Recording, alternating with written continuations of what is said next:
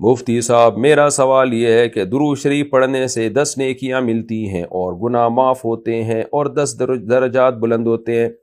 سوال یہ ہے کہ جو 10 گناہ معاف کیے جاتے ہیں کیا وہ صغیرہ ہوتے ہیں یا کبیرہ ہوتے ہیں، اور اگر ایک بندہ بدکاری کرے تو کیا وہ ایک گناہ ہی گنا جاتا ہے یا بہت سارے گناہ گنے جاتے ہیں؟ اس کے بارے میں رہنمائی فرما دیں، جزاک اللہ.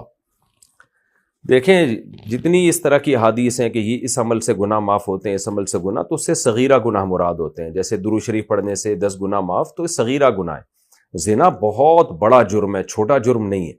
اتنا بڑا جرم ہے کہ کنوارا زنا کرے تو اللہ نے کہا کہ اس کو چوک پہ کھڑا کر کے 100 کوڑے مارو، اور شادی شدہ زنا کرے تو اس کو زمین میں گاڑ کے پتھروں سے مار کے ہلاک کر دو.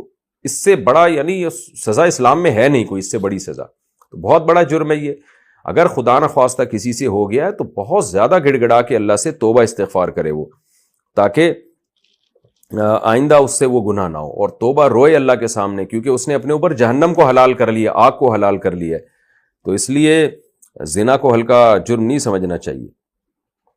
اور رہا یہ آپ کے سوال کہ جب کوئی زنا کرے گا تو ایک گناہ سمجھا جائے گا، تو گناہ تو ایک ہی ہے لیکن وزنی بہت ہے.